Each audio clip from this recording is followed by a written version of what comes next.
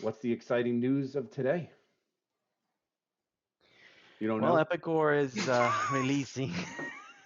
Guys. God All damn right, it. starting it over. Fine. I'll announce it. Just stop this thing.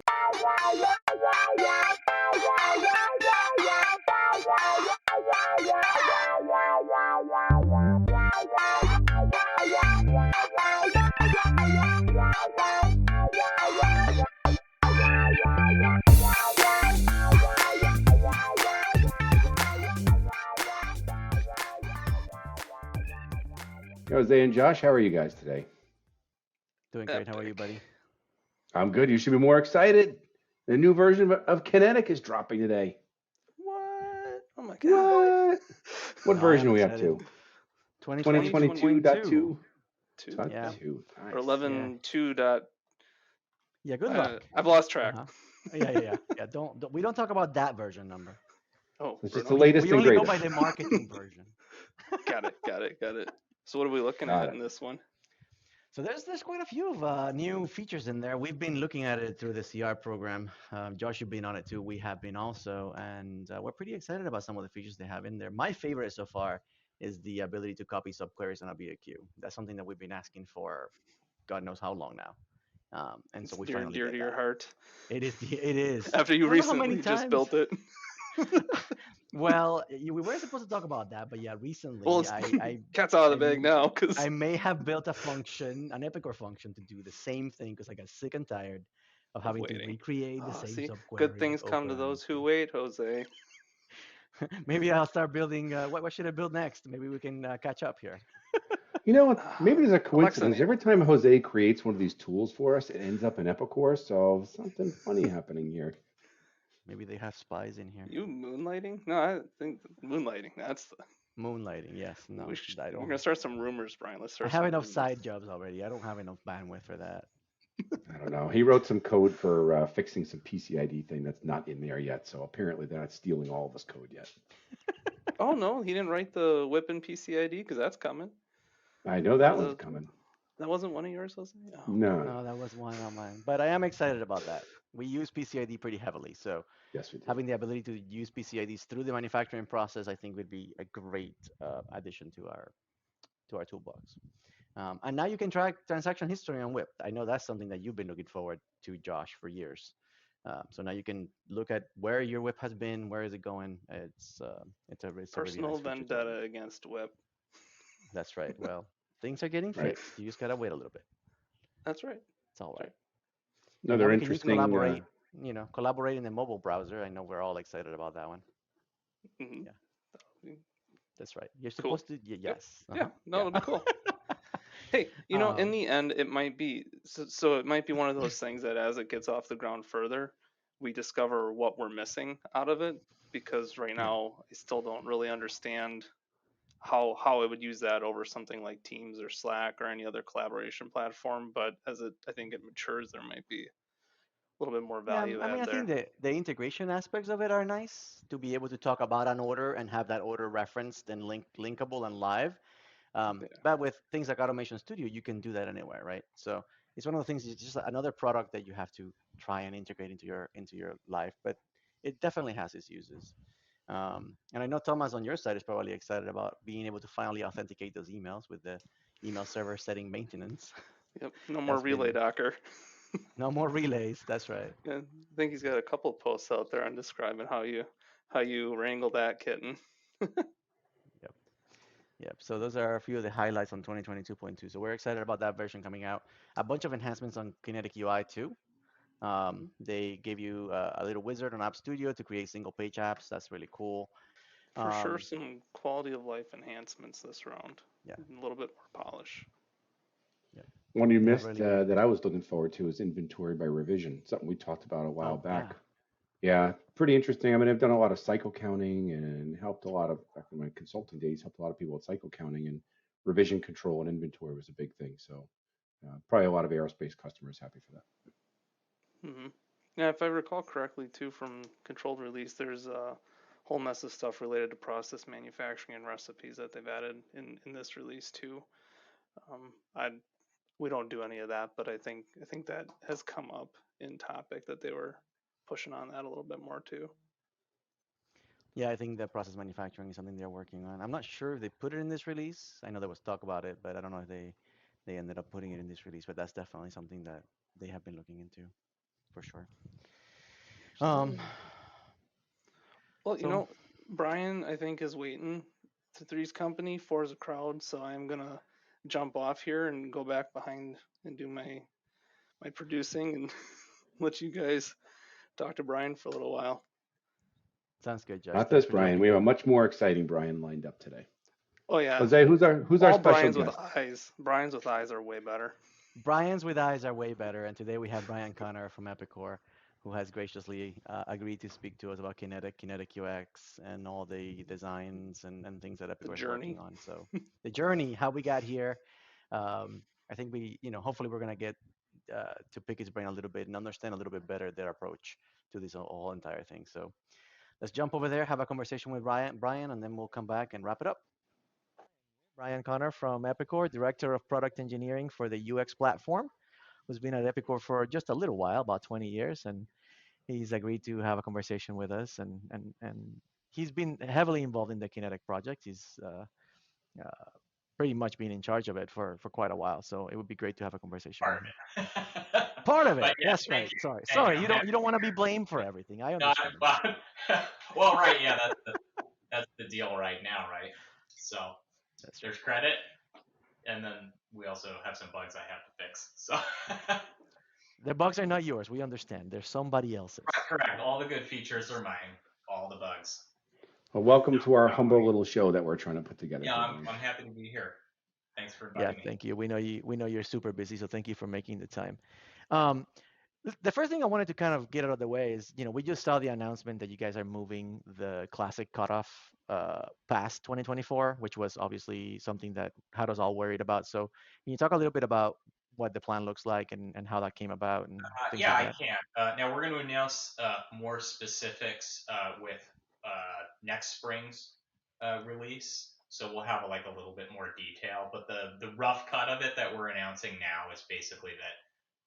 Let me put it this way. So we know everyone has to get over the hump on two things. They have to get over the hump on migrations of customizations, which is small for some people and massive for other people, depending on how deeply you've gone into the customization system.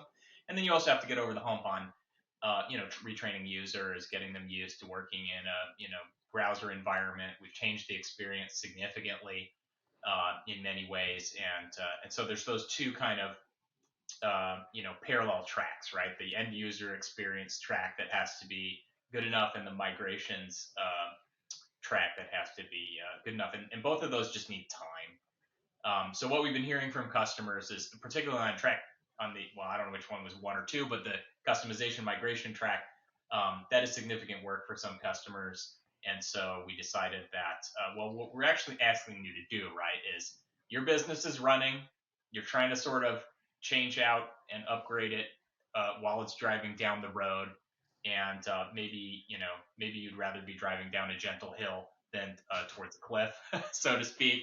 So the intent is basically to replace the sort of everything goes at once plan with a progressive phase out plan, um, which will be easier for people to find the right time and have enough time to do what they need to do to get past that hump. So like I said, we'll have like more specifics about what that actually means coming in the spring.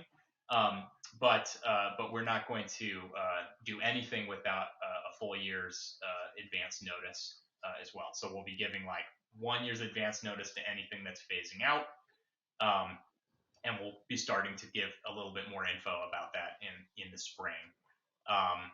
So I mean that's the basics. Any questions? No, that I'm sounds sorry. great. There's one other thing I wanted to say, which is that our strategy is a little bit more focused now on customer success metrics than a specific time frame, right? So, Gotcha. so now we're a little bit more focused on, okay, well, in order to phase things out, first we have to get certain numbers of people to the right place, pass the customizations, and give ourselves like a little bit more of a feedback loop on on the process you all are going through to get there. Okay, yeah, that makes sense, and that makes me feel a lot better. Like, we started upgrading their upgrade process. We've been in contact about that, and it is definitely had been, that having that kind of looming date has definitely been uh, a bit of a stressor, I gotta say. So I'm glad you guys chose to I would kind of. say that's how we motivated ourselves to get through the Yeah. migration, right? So we put a calendar date on the wall and said we're going to get through, the complete transformation of all these UIs by that date.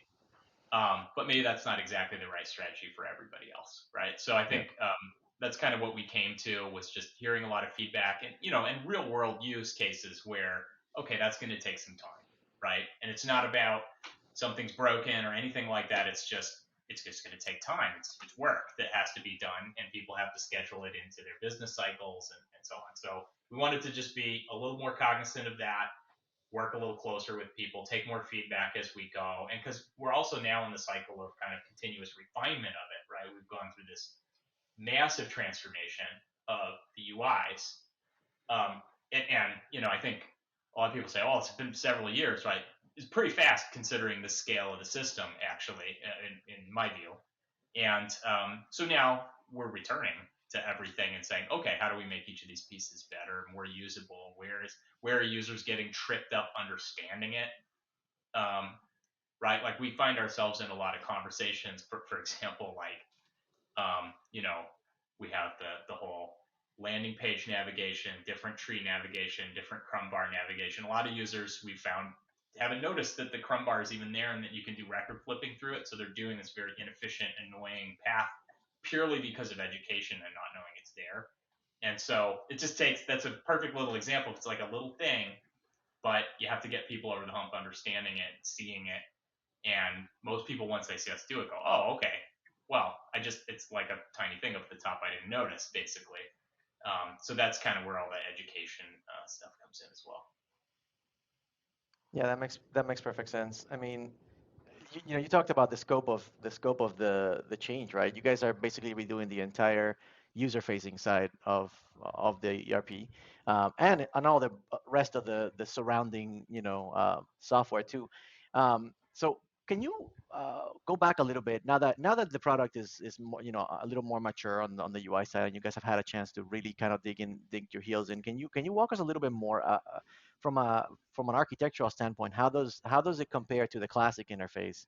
And do you guys plan on doing parity with the classic interface, or is it more of a complete rewrite and yes, we'll give you as many features as we can from the classic interface, but we're really looking at this as a new product from a It's customer very much facing perspective? not a rewrite. So yeah, let me back up a little ways. So that basically, so our journey started 10 years ago, actually. So maybe that's further back in time than you were thinking.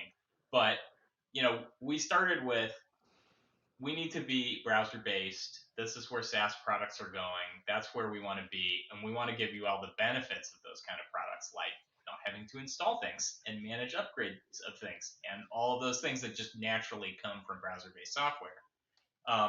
So we started with our initial approach, which was um, very, very optimistic. So we built a transpiler, right, that transpiled the screens into a running web app with the technology of the time. And I can recall I had just come into the ERP side of the business out of retail, and I was just right there, right at the beginning of when we were investigating how to do that, and I was like, "This is bonkers! You guys are very confident. I look good for you." I was impressed because it was just a very hard project to do and take on. But at the end of the day, that transpile was never going to get you to 100%. Like, it was, it's a kind of problem where there's indefinite little edges because you're trying to take one language, turn it to another language that's very different environment. And we ran into stuff that was like, well, you can't make modal dialogues work the same way in code in JavaScript versus and a little problem like that would turn into like, actually, this is a huge amount of work because you have to rewrite the entire system to be async in this special way where a C# WinForms program just works completely different, right? You can like in C# WinForms, you can be like, show modal, and it pauses the execution of that thread right there. You do that in JavaScript, nope, it keeps going, right? So it was like little things like that that sort of compounded for us to say, what we really wanted to do was stop and do it in a more holistic, ground up way to say, what would the architecture be like on the front end if we started with modern web technology, and that's where we wanted to be. A benefit that we have is the Kinetic system, ERP system at the time, was so well done in terms of separation of concerns that it was like most of the logic was already on the back end, right where it should be. It was very cleanly separated. The team had already kind of gone through some transformation coming out of progress that had forced them to like figure those things out early. So when we came to this a couple of years ago and said, okay, let's reapproach this. Let's do it, as well as can be done for a brand new web app. We had a big benefit there in that, we weren't rewriting the logic of most screens, because the logic of most screens is the business logic anyway is separated to the back end. Now that's not 100% right. There was logic. We moved some of it to the back end. We rewrote some of it in App Studio. But we were lucky to have kind of that very well thought out architecture in place already before we approached the project. I think it would be dramatically more difficult. We run into a lot more problems, I think, if we'd had to also be like massively rejiggering the way the logic worked. But we didn't have to do that. We're now actually in a really good position because we have this sort of metadata framework that allows us to transform it to other experiences if we want to, right? If the browser, let's say in 10 years, if the browser's not the target, we have a metadata descriptor of UI that can turn into another target in a way that we didn't in the past. I'm not sure if I answered any of your questions, Jose. You did. No, you did. You did. I'm sorry. It was a little bit about architecture and a little bit about what the approach was to. So let's see. So on architecture, okay. So if we want to talk about how it actually works, and so I talked a little bit about the server separation architecture. That was something that was just kind of already in place. For the web, though, we had to rethink how UIs are built in the JavaScript world, right? Or in our case, the TypeScript world, but same difference, same runtime. And JavaScript's very different from backend. I have a lot of experience with that, but internally we had a lot of people who were much more accustomed to C#, static typing, all of those things. And when we would hit these things where there were disconnects, like, what do you mean it doesn't stop the thread when I run a show modal? Like, it doesn't. It's completely async. It's one thread, and if you take too long, the browser will be like, hey, this is, I think this site's no good. You should probably kill it, right? It's just a completely different sort of runtime environment. It's a lot of different memory constraints as well. So we did have to dramatically rethink how UI pieces actually function and how data comes down and moves up. But the pros of that are that we can now sort of pivot a little bit towards more modern ways of doing things, like taking advantage of async. Async is good, right? Like making everything promise-based is good. It helps you smooth out the reactiveness of your UI. It helps you keep the UI interactive and rich while you're working. Whereas if you go back and look at like a WinForms Classic, well, there's a lot of times where it appears to freeze, right? It is doing something that was intentional. We give you a little spinner, but it's kind of, when I first came to that product, I was like, this product freezes up all the time. That was my initial impression of it, because it was doing that because just of the way that the front end was architected to use sort of single-threaded, but the ability of Windows to just let you lock for a little while. It doesn't break anything. The browser, the browser will just shoot your application, and that's the end of it, right? Like, it just tells the user, hey, this is no good, which, it's not good if your application is telling the user, hey, you should probably kill this application because it's not well written, right? Like, that's basically what that message says. So, so we got to kind of rethink that. And then, on top of all of that, So we already had, there's a long journey to get to this because we already had the Epicor mobile framework, which we had built on Angular, which was initially for building small mobile applications and other new web applications, but we didn't really have it in mind as like the center of the universe for all future UI, and that's kind of where we're at now. So that thing evolved from this mobile framework, which was pile Angular components that were reusable with our style, and some Cordova compile stuff for building mobile apps, into the Kinetic framework on modern Angular, which then we extended with all these other modules to do fancy stuff all the way until we added the MetaFX App Studio module, which is what we've really been focusing on the last couple of years. There's a lot of moving parts there in MetaFX. I could talk about that for a long time if you want, but that's probably the biggest challenge of everything, right? So like just getting it to run and like translate to the web is a big deal. We had to shift a lot of people's mindset, but then you guys have to take it apart and change the way it works. And moving into SaaS model more, and moving into the browser environment where it's just less forgiving, both in terms of memory constraint and in terms of performance and in terms of lockups and things like that the browser's not gonna permit you to do. And then also moving into sort of like universal access, where the benefit of the browser is you escape the Windows world, right? Like you can run it on a Mac, you can run it on Linux, you can run it on your iPhone, but that comes with all these other constraints as well for performance and so on. So having that was a huge challenge for us, but we already kind of solved a lot of those problems building the basic apps that were hand coded, right? Like data discovery, for example. This is where I kind of came into it. I was building the BI systems at the time. We were building the new dashboarding tool, data discovery. We built it on the EMF framework while we built the EMF framework, and we also built some other things like mobile CRM. So we kind of proved out a lot of the hard stuff that we needed to understand, and educated the business about the technology. And then later we were able to kind of leverage that to get into the MetaFX world, where we had to really think hard about, well, what's customization mean on the web? What's even safe to let somebody do compared to like on-prem local software? And what can you just not do at all, right? Like, well, I can't let you write to the disk, right? And it's not because I don't want you to write to the disk. It's because Chrome doesn't want you to write to the disk.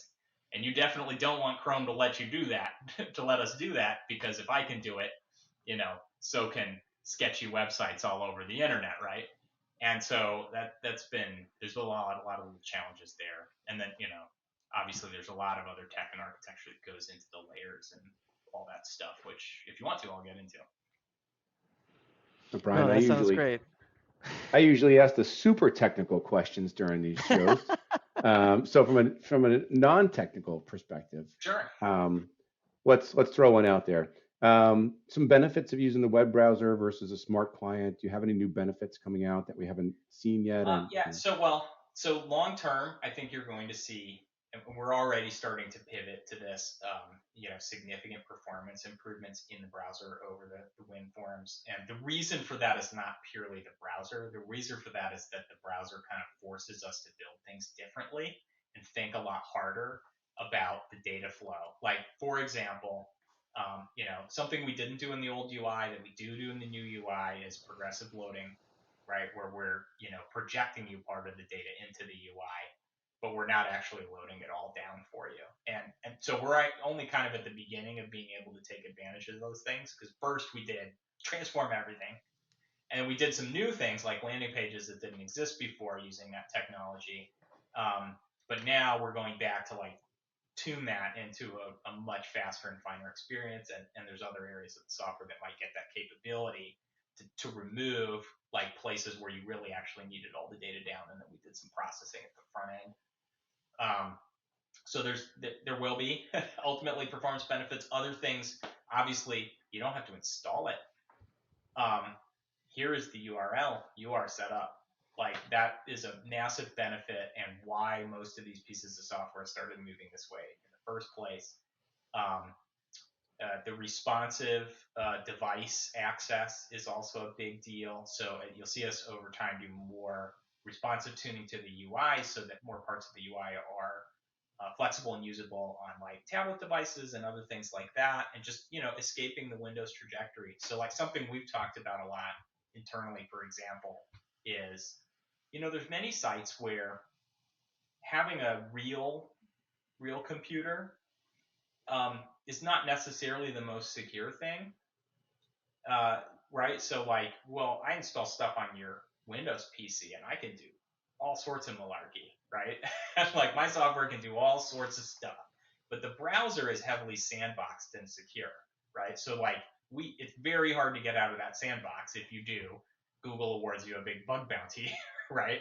So um, so there are big security benefits to moving that way, because you can also then, so first of all, our software is sandboxed away from your local environments.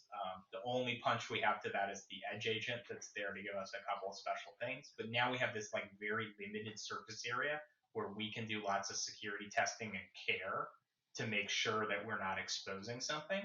And versus, well, the whole software is the surface area of a regular Windows app. And then, I kind of lost my thread there, but like, you could go down to to another level, and you could say, well, at my site, we're just going to run, Chromebooks. You can't install anything. There's no install. All you can do is access the browser thing. There's no place for us to go, or for somebody who's injected something to go. To do anything on your local network. And like those are the kind of things that the browser brings. It's I really think it's funny, but a lot of people think of like it's just this environment where I don't have to install it. I always think about the sandboxing, which is like very robust, because it had to be in the face of the internet, right? It has to be extremely good. It's got like the best security researchers in the world work on that stuff, and continually, and and still there's problems, right? But they patch them fast, and it's just a much more secure environment for the future. Yeah, Thanks for that. that makes perfect sense. I mean, the browser is where everybody else has gone to. That's you have to keep up with everybody else, or you're left behind. And so I think it was long overdue. So I'm glad you Yeah, guys. there's a little bit of, I mean, there's a little bit of that too. It's sort of now baseline expectation for Right. certainly anything that you get SaaS, right? Actually, we had this for a long time. I've seen this conversation play out a lot of times with customers, with prospects, and even internally, where people are like, "So the web one is the SaaS version, and the old one." Like, no, actually, no. There's hosted software. You can still install something and talk to it, but it's just not. That's not what people. That's not where your mind goes, right? You Right. just assume that it's going to be web based, just because it is, as a service. Because as a service is supposed to help you also kind of take away all those installation headaches and so on. But if you still have a client to install, they're not quite gone, right? A lot of it's gone, but not everything.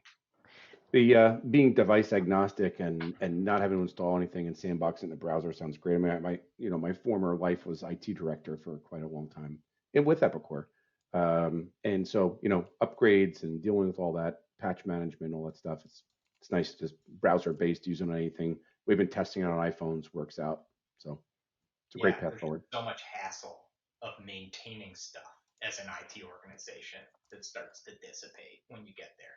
It's not zero, and like, and in particular, like, we're talking about highly tailored business software, right? So like, um, we have this conversation all the time as well, which is like, well, you still have to do work with that kind of software on an upgrade. Like there's still, you have to test your customizations and be confident that they work and all these things. So that's why we have this big kind of heavier cycle than, like Gmail, right? There's a new version of Gmail. It simply arrives. And like, if they really want to preview it in advance, it arrives as a preview button for a little while, and then it arrives. But you never have to like go look through and make sure your email still works. But like with business software, it's a completely different game, right? Like you have to think much more deeply about all the testing and what it means to somebody to actually have the software shifted on them, and like how that plays into their business cycle and stuff. So um, even so we're kind of trying to head that trajectory where it's easier and easier and easier. Um, and I think while you'll see some stuff from us in the future on the customization front that will attempt to continue to reduce the costs and time of doing that kind of stuff. So like Studio in particular, the meta effects engine, the way we built the layers is all around like keep it running, right? Like even if there's a little conflict, try to keep it running, as opposed to just explode. Here's a compiler error. Good luck. Updating your customization. I wouldn't say we're there yet, but there's a lot of other stuff that we're working on to try and like continue to like ease that developer experience and that upgrade experience. So that's a big focus for us. Actually, that's why I'm wearing my Steve Ballmer developers t-shirt today, because I thought maybe it'd be a fun time to talk about how developer experience versus user experience. So you mentioned the Edge agent a little while back. Is that part of the future plans, or is it just a holdover while Classic is here? Edge agent is part of the future plans. However, it's always going to be kind of as limited as we can make it, because for that security reason, right? So we don't want you to have it to run most of the software. There are a couple of features that are just not possible without a local network punch, but these are mostly things that are cared about by historic customers. So there's only two things it does today, right? It enables us to get to your printers to directly print, so that you don't have to click print if you don't have it. But we also, of course, have like other service side set up for on-prem that can do that without the Edge agent. And then the second thing that it does is it gets us the ability to do the client attachment features where we're not actually uploading them anywhere. We're pinning them to some place that's on your internal network or your local system. So people use like this is a big deal for companies that have very large attachments, like think hundreds, thousands of very large CAD files that they don't actually want to ship around over the network. It can be very expensive at the kind of scale that those things can reach, or just take a lot of time to move them around. And so a lot of businesses that do that have, it's local network attached storage, as opposed to something that is actually pushed to the cloud. And then so we have that option, or we had that option for many years where it's attached, but actually we're just pinning a pointer to where it is on your network. Right. But of course, if the browser could do that, you would be extremely unhappy at what websites did to your local network, right? Same thing if it could print, pop-up ads would have found their way over to your printer as well, and we'd all be very upset about that. So the Edge agent is there to provide those specific types of things. There are other types of things that are relevant where you have to get into the Edge to do something that's local, but it's not going to be the prime focus, right? The prime focus is get stuff up into the cloud where it's easy for all the cloud services to work with.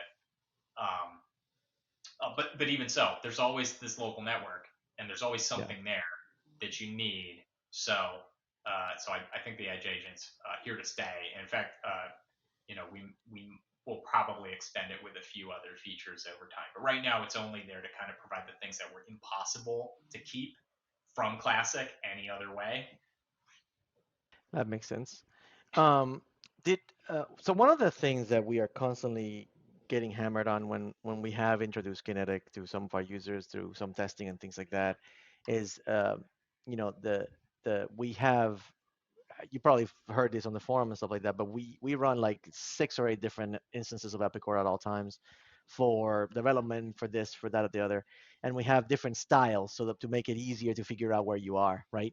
And in the Classic version, you can style your client however you want, which is a lot of flexibility. Obviously, that isn't as easy to do in the Kinetic version.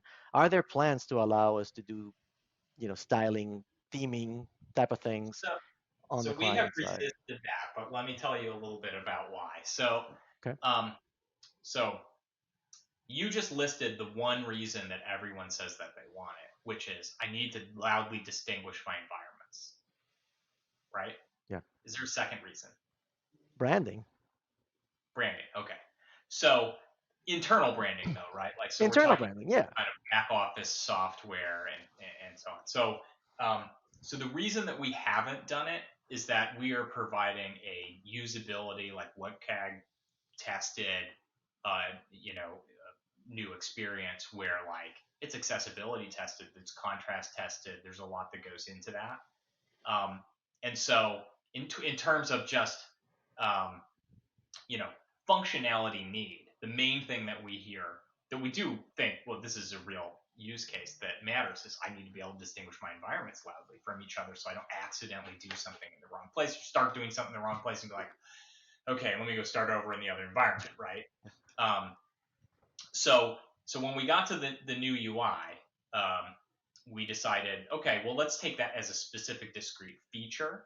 I think we didn't make it loud enough. That's the feedback that we're hearing from people. So we put the kind of badging at the top right. You can control little colors for those for site and plant. You can also name your instance with like a friendly name. So it says pilot instead of being like a URL. But they're really tiny, right? So I do think we're probably going to revisit that to make something that is more tunable and louder. But at the moment, we don't have any plan to like let you completely take apart the UI in the way you could with like Infragistics in the Right. classic UI, where you could, no offense to all of our Nansen designers out there, but make it into an unreadable mess. So, but we do understand that. We understand a little bit of the desire to have a little bit of branding, right? So there was a while where we had like logo that you could put on the home and stuff, and then it found its way out into like kind of the sidebar. It's still there, but it's not just there all the time in a loud way. Mainly because our design team felt like we were giving too much real estate to it, and we have so much stuff to fit onto the screen. But that is something that does keep coming up. So I do think we're going to do something else about it, but I don't know that it's going to be like, okay, let's let them go nuts completely. Now, when we get into other uses of the UX platform for other things like e-commerce, well, then it's a completely different discussion, Sure. right? Because, you talk about like configurators built with the new UI.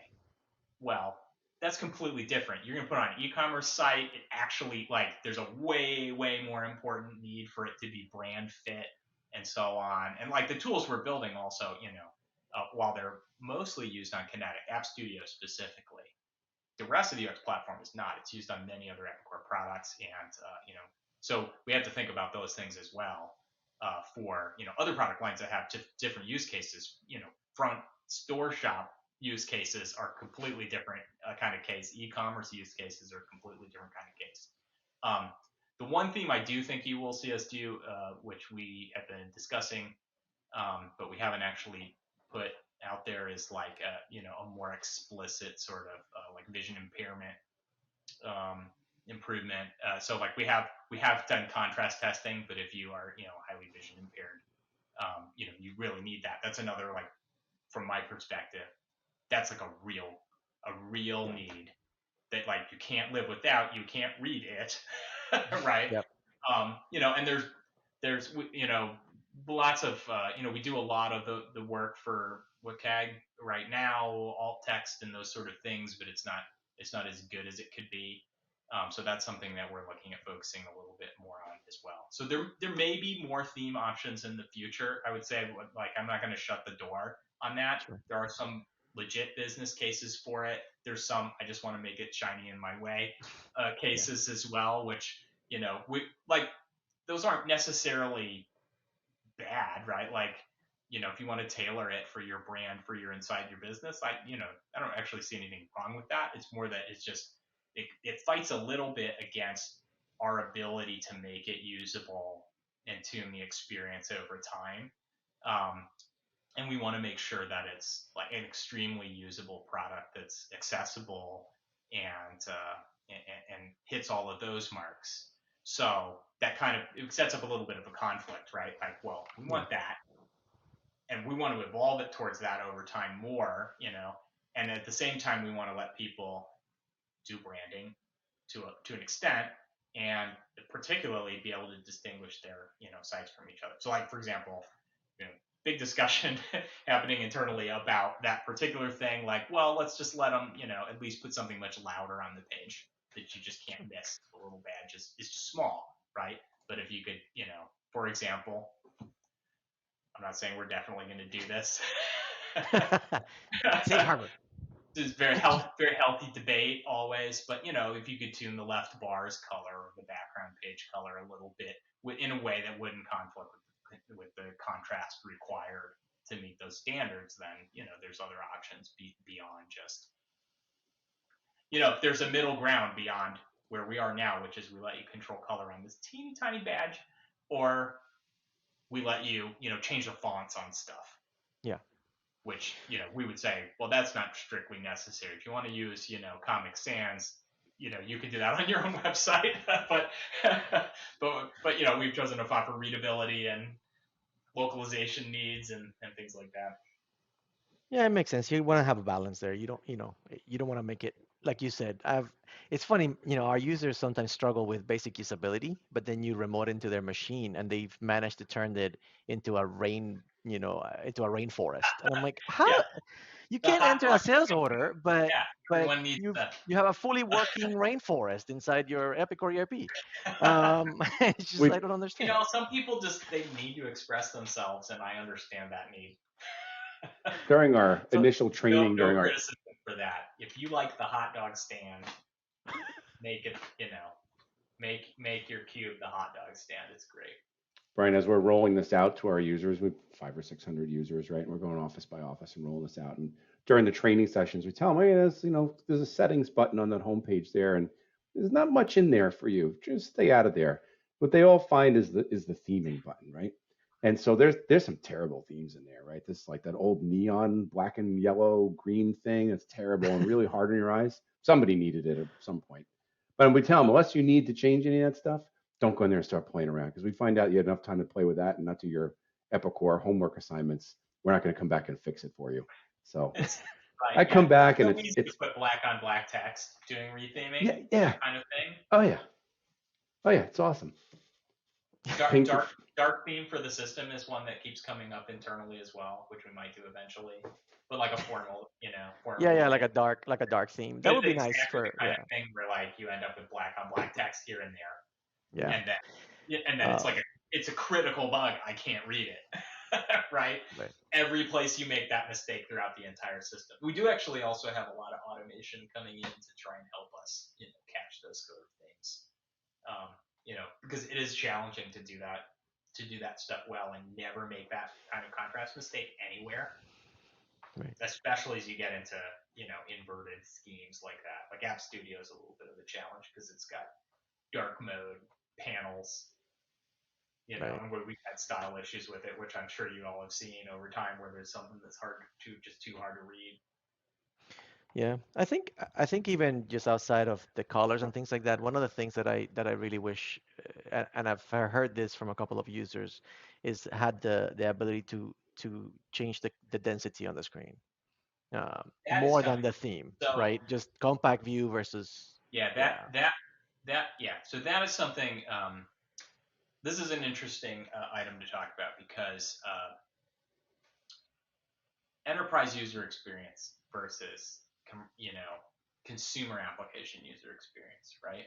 So and maybe not even enterprise user experience, but like professional work surface user experience. So if you look at something like Photoshop, right? It's ultra dense. If you look at something AutoCAD, it's ultra dense, right? There's a zillion things in there. But they've evolved. But they're great user interfaces, right? Like these are best in class user interfaces for the kind of thing they do, right? Where, it has to be dense because designing things in AutoCAD is a dense process, right? Like so they have things like, type define command because there's just too many commands to put on nice, friendly, condensed menus and things like that. And so, we are definitely going to be reactive to the commentary as we've gone to the new UI, we've gone like maybe a little bit too close to the consumer level density and a little too far away from the enterprise level density that you require to fit just more information on screen together. What we would have said, earlier is that, well, we actually kind of just pivoted everything, where before it was sort of,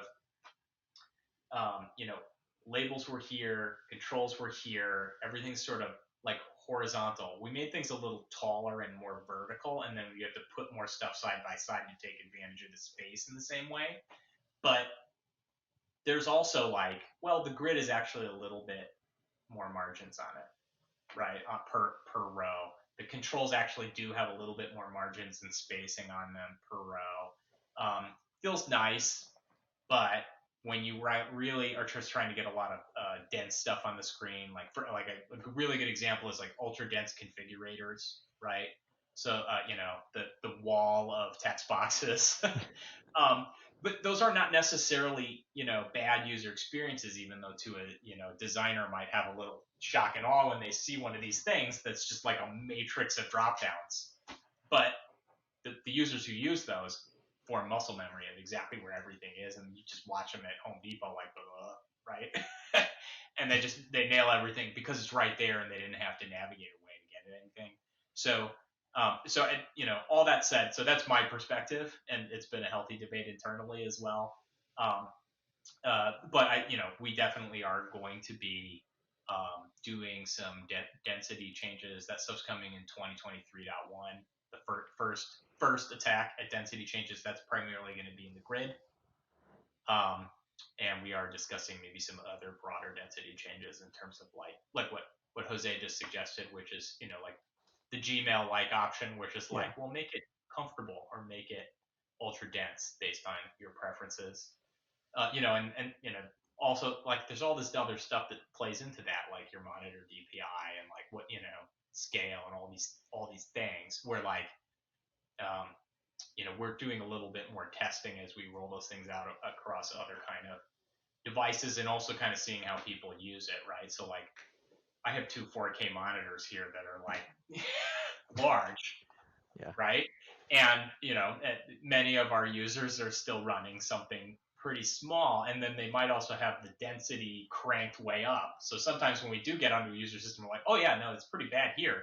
You need to lower that DPI because our thing is huge on this small display with 150% scaling factor applied. It's hard to control for all of those things or scale your UI to fit for all those things when someone's explicitly scaling everything up on their small display. But you can give them a little bit of direct control, like you're suggesting, is one way. We looked at some other scale options to like rescale based on, like current density of display. But I think we're probably going to go with the simplest solution, which is, well, we just need to reduce some margins and, give you that option to just tell us you don't want all these margins on everything. The controls themselves are probably not going to get super small comparatively because the fonts will get too small to read. But in terms of like bringing things a little tighter together, that's going to happen. And there'll be some other layout options as well that are a little bit more for orienting things side by side to take advantage of the horizontal space we made that didn't use that much. Yeah. If that makes sense. Yeah, I feel like you guys pivoted, like like you said, you were all horizontal, and then you pivoted way Right, the other like, direction, overcorrection almost. Yeah, well, so like the whole tab thing, you guys got rid of I think all our the tabs.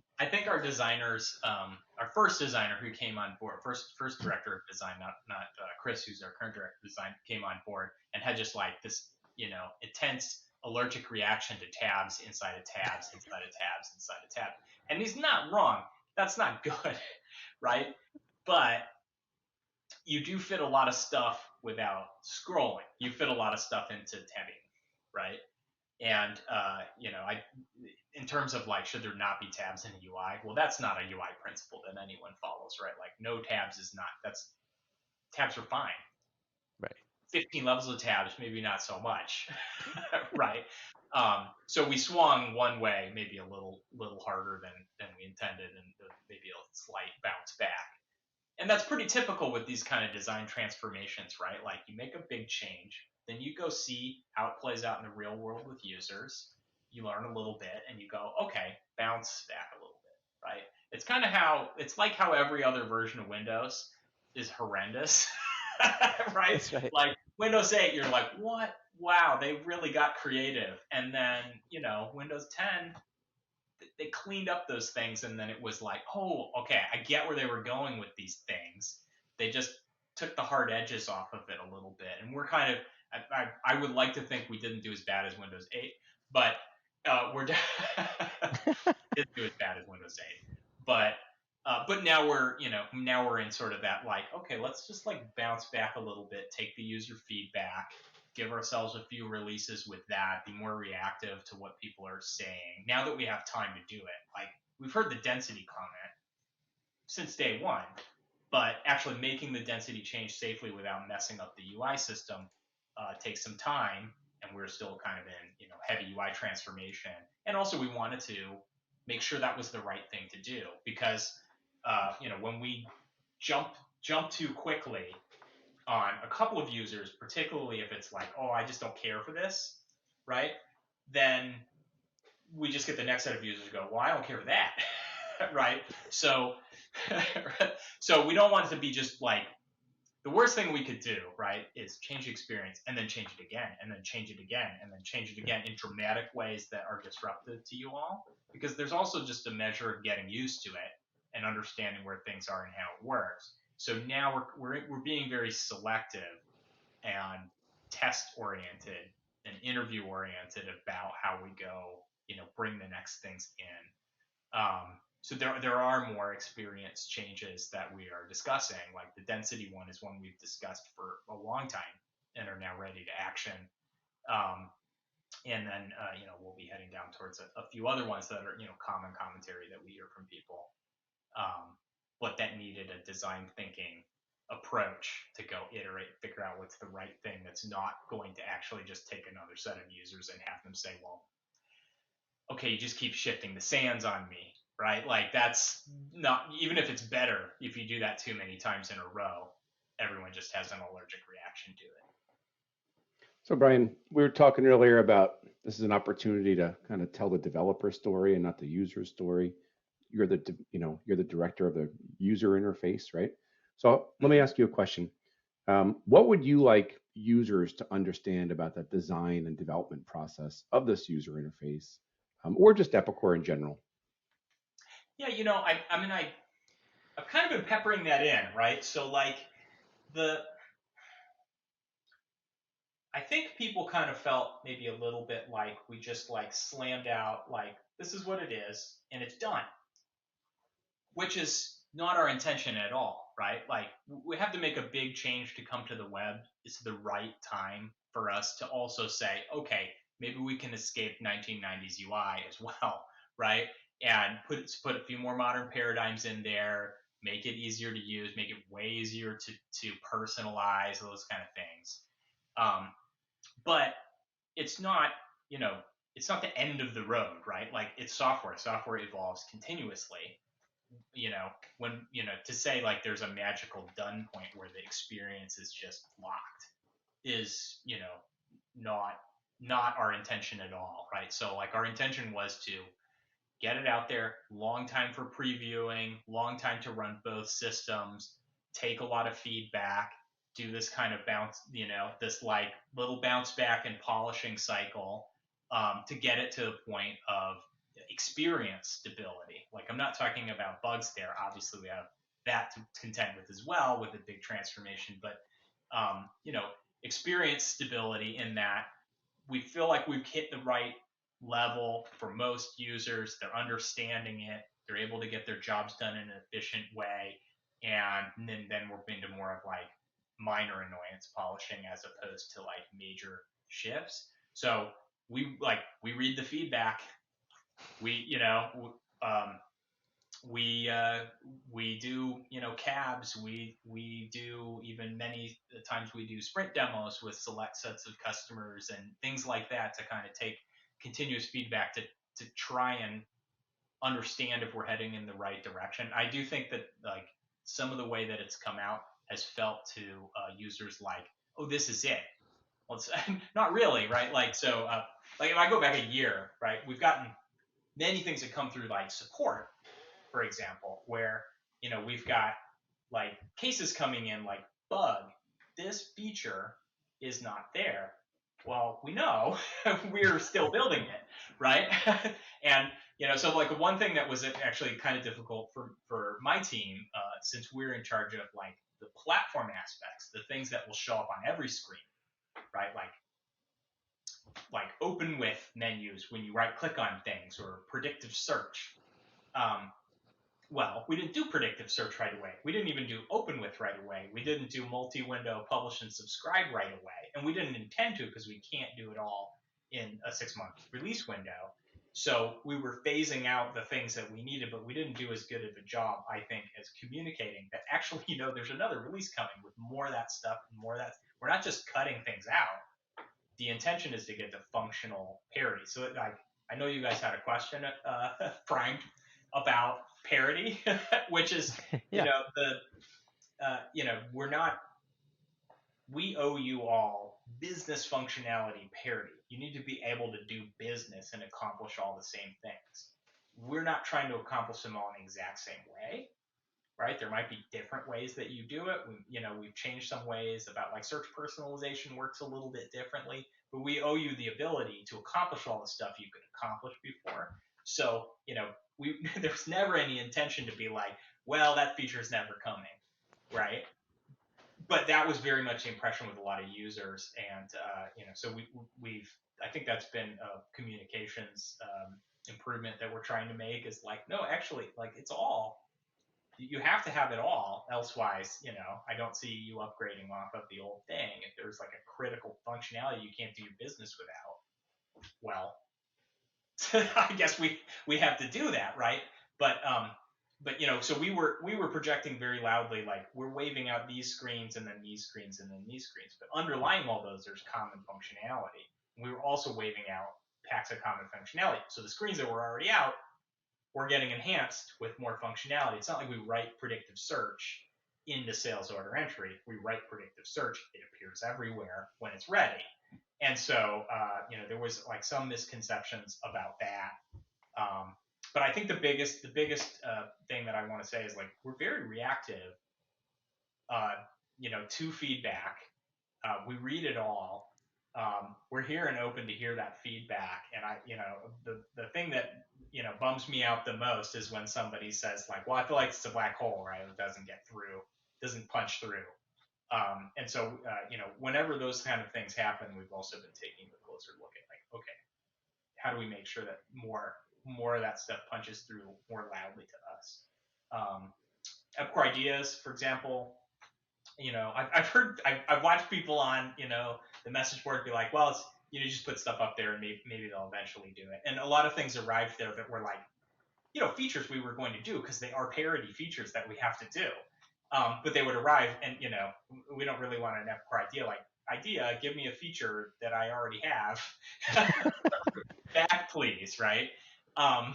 But, many of them did show up that way because people were kind of getting that impression that like it wasn't coming because maybe we weren't as loud enough about the roadmap for those things. Now we're at the point where we're kind of just cleaning up mistakes, like little experience edge misses, like 23.1 has like, there's a couple things missing in system monitoring, for example. Administrators care about them.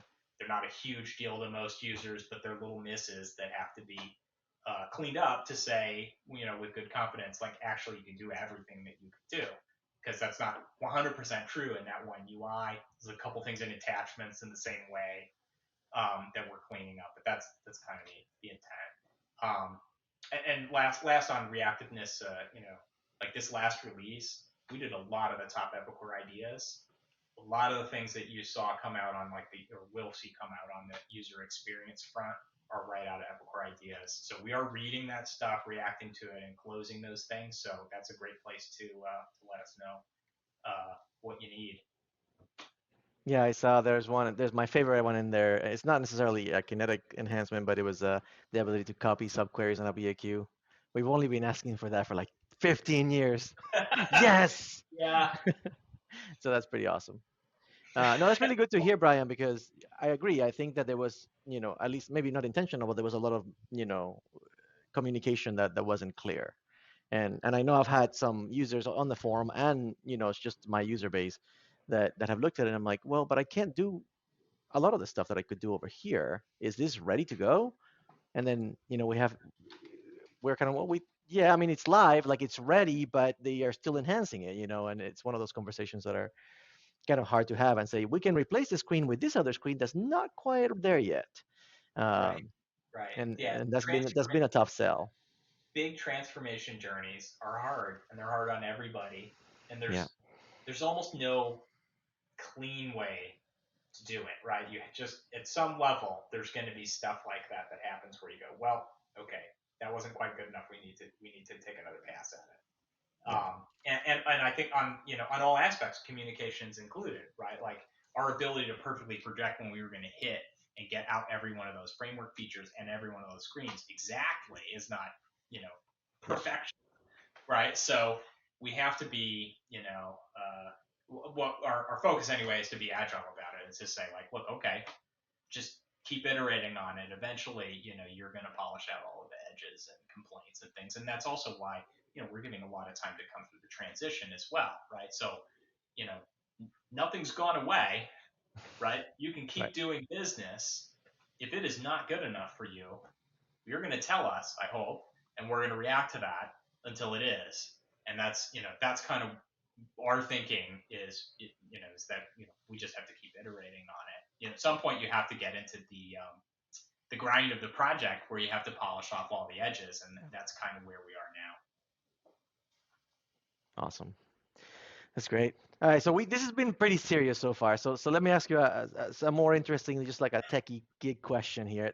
Is there anything out there that you've seen recently, whether it's coming in the future for Epic or just in general, that's kind of got you excited about where this entire thing is headed? Machine learning is probably the most surprising, maybe not surprising, but it's surprising. So like machine learning actually works now. Yeah. Like in the last 10 years, it started actually tipping over its tipping point and starting to actually solve problems that were intractable software problems. Like I'm still I have a Pixel phone, right?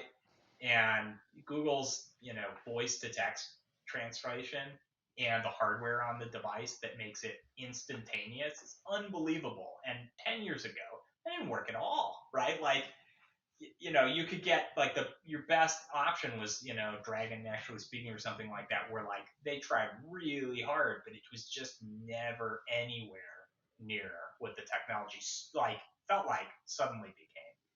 And it was, it's one of those inflection points that you hit in a technology where the hardware has come along far enough that the idea finally works, really, right? Because they hit a scale point with it. Like a lot of those ML model techniques have been around forever. You just couldn't do it at the kind of scale you can do now, with farms of highly performant GPUs or TPUs, right?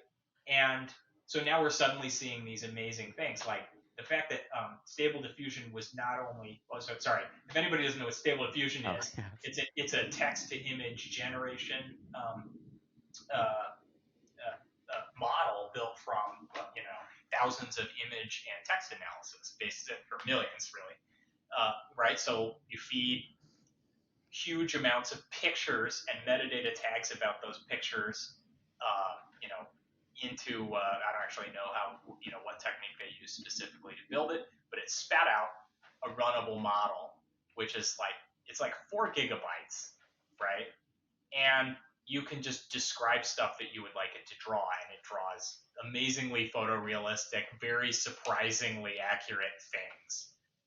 And not only that, but it's an amazing image compressor. Like better than any image compressor that's ever been built. You know, you can put it head to head against like things that have been intensely tuned like PNG.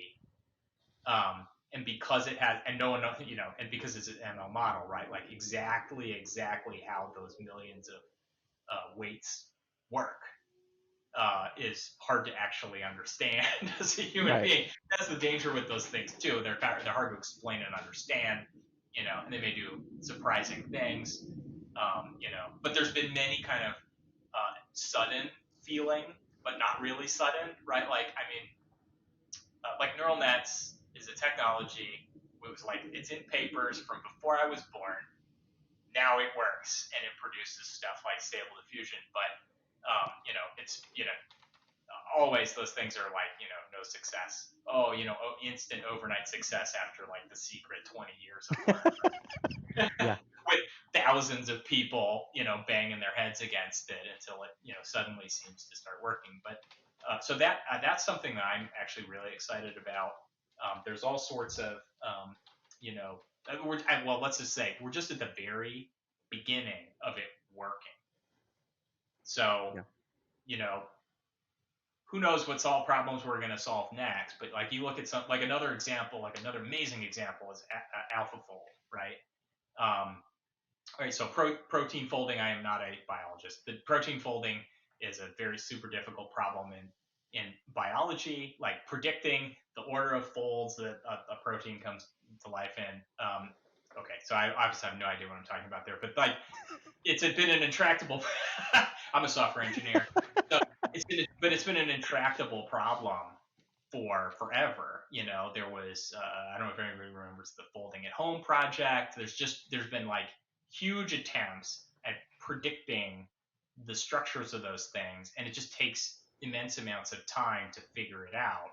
And now there's an AI model that is fairly good at predicting and has predicted all of these potential protein folding models that people are now, you know, biologists are now going looking and seeing if they're real and finding real ones out of it. Which, so it's like an acceleration of the research that's come out of it. So I think there's just zillions of problems like that were, you know, essentially had no other solve that are starting to be solved.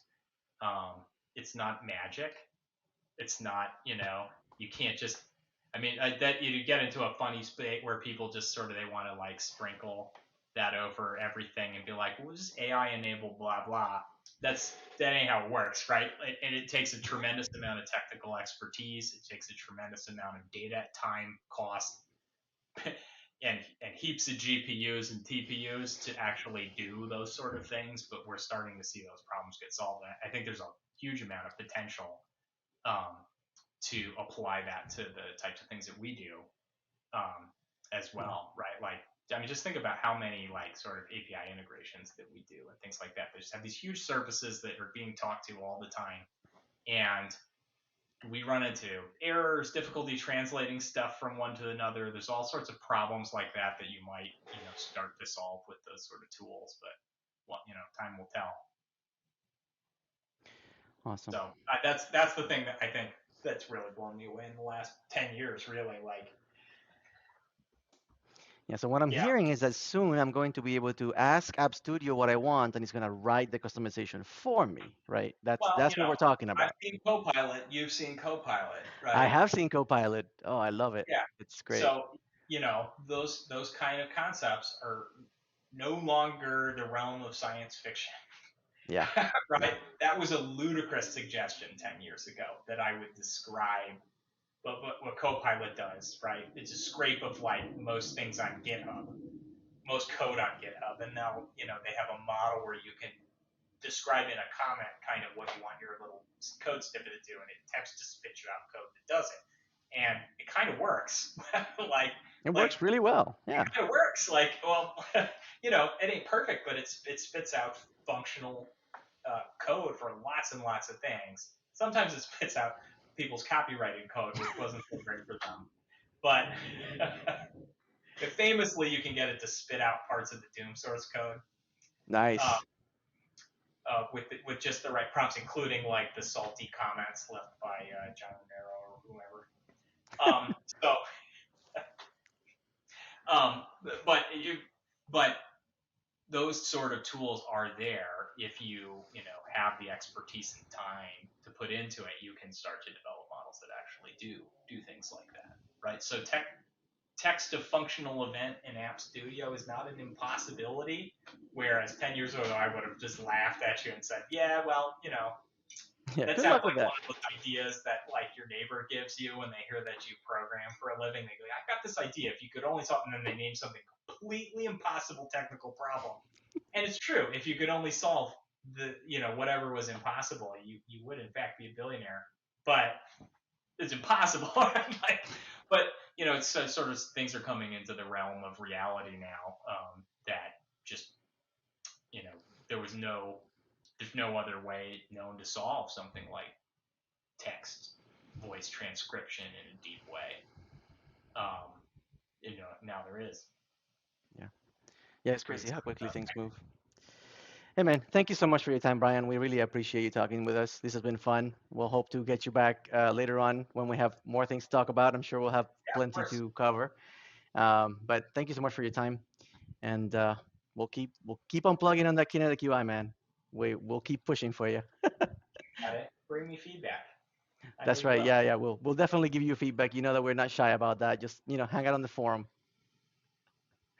Good to see you, man. Thanks again, All Brian. right. Thank you Appreciate so it. much. A lot of people may not necessarily be familiar with Bryan directly. He's usually at Insights, and that's where we've gotten to know him quite a bit, and we've talked to him quite a bit. But Bryan's really been integral in this entire Kinetic process. He's kind of taken ownership of that entire platform. So it's good to hear him talk about how they do listen to us, and they are constantly looking at that feedback and making those changes. I think hopefully that will provide some reassurance to some of the users and some of the concerns they're having out there that they think, oh, our feedback just goes into a black hole. That is not true.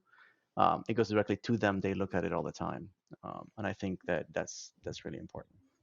Yeah, I think sometimes on the forum, people might feel like we just drink the Epicor Kool-Aid a little bit too much, but it's really, we're a little bit closer to the sausage making. We know the things they're talking about and that they are listening and they understand their shortcomings, which was nice to hear Bryan express that, we understand maybe we weren't the best at communicating the roadmap or making it as transparent as it could have been.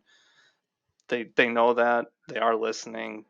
Definitely some of the stuff that came out in this release were things in ideas that are new to the product, not just parody type things like he had said, that they know that open with didn't work kind of stuff.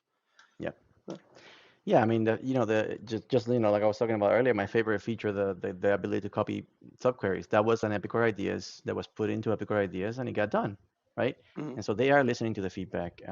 So it's good to know that even at the level he's at, they're directly involved in these decisions. They're listening, and they're improving the product. And they have their own development cycles. It takes time, right? We write software for our smaller footprint, and we can turn around and do something in a week, but they're having to support hundreds, thousands of users across multiple enterprises and across multiple systems. It takes time. It takes time to write the code, and it takes time to get those ideas. And what Josh may like is not what I may like, and so they have to kind of get all that feedback and try and figure out a balance. Like he was talking about the styling and the changing of the theme. Some of us want to make it pink and purple and rainbow cookies, but it doesn't really work for everybody. So you have to be balanced on that. So I think it was a really good interview, and I'm really glad that we were able to get him and talk to him about it. So hopefully that'll provide some reassurance for everybody out there that Epicor does care about us. Yeah, we've heard from other product owners like Tim Shoemaker, sorry. And we've heard from him about how they use the ideas portal to collect information and review it. And it's good. Hey, it's a better process than they used to have. So I'm happy that they're tracking that and listening to everyone. It is. And the fact that they're willing to come into this, talk to us, talk to the community directly, participate in the forum. Bryan's in the forum. He was just answering questions today that we posted out there. So, they're out there and they're paying attention. So keep providing your feedback, keep it constructive. And I think that, in the end, we're going to end up with a better product. What do you tell me when I get angry? Bees with honey? That's right. Bees with honey. When I get mad about whip, bees with honey. Leave whip alone. You got a new whip enhancement this turn around, and you got to be quiet for a couple of weeks. Is this like a leave Brittany alone? Leave That's whip right. alone. Leave whip alone. Quit your complaining. They fixed it for you. That's right. That's All right. right. Well, we went an Squeak hour wheel. and we went an hour and change with Bryan, and so I don't want to really drag this along anymore. It's hard enough to keep people's attention for so long. Plus, we're not as interesting as he is anyway. So I'll see you guys next time.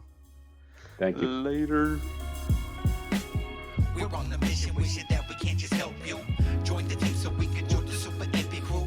Epic crew could be so scary, VPNs can make you worry. But I saw the forum had the answer back in February. Someone knew it, exactly how to do it. We got the expertise to help you push right through it. Dashboards, BAQs, tips and tricks, enable functions, certificates, run MRP.